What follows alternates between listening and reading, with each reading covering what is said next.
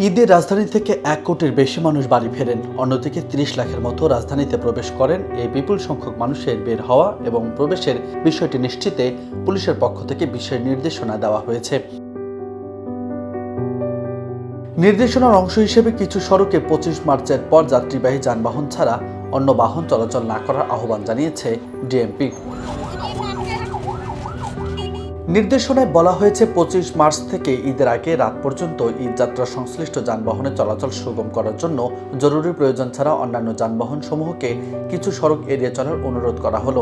এসব সড়কের মধ্যে রয়েছে ঢাকা ময়মনসিংহ মহাসড়ক, ঢাকা চট্টগ্রাম মহাসড়ক, পূর্বাচল এক্সপ্রেসওয়ে, ঢাকা আরিচা মহাসড়ক, ঢাকা কেরানীগঞ্জ সড়ক, ঢাকা মাওয়া সড়ক, মোহাম্মদপুর বছিলা ক্রসিং হতে বছিলা ব্রিজ সড়ক, আবদুল্লাহপুর টু ধৌর ব্রিজ সড়ক পর্যন্ত। এছাড়া মন্ত্রণালয়ের গৃহীত সিদ্ধান্তের আলোকে ২৫ মার্চ থেকে ২৮ মার্চ পর্যন্ত ঈদ এবং পরবর্তী ৩ দিন মহাসড়কে ট্রাক, কাভার্ড ভ্যান ও লরি চলাচল বন্ধ রাখার সিদ্ধান্ত হয়েছে। তবে নিত্য প্রয়োজনীয় খাদ্যদ্রব্য, পচনশীল দ্রব্য, গার্মেন্টস সামগ্রী, ওষুধ, সার এবং জ্বালানি বহনকারী যানবাহনসমূহ এসবের আওতামুক্ত থাকবে। এ বিষয়ে বিস্তারিত জানিয়ে ডিএমপি বলেছে, ঢাকা আশুলিয়া মহাসড়কের উত্তরার আবদুল্লাহপুর থেকে কামারপাড়া হয়ে ধৌর ব্রিজ পর্যন্ত সড়কটিতে শুধুমাত্র ঢাকা মহানগর হতে বের হওয়ার জন্য সব ধরনের যানবাহন চলাচল করবে।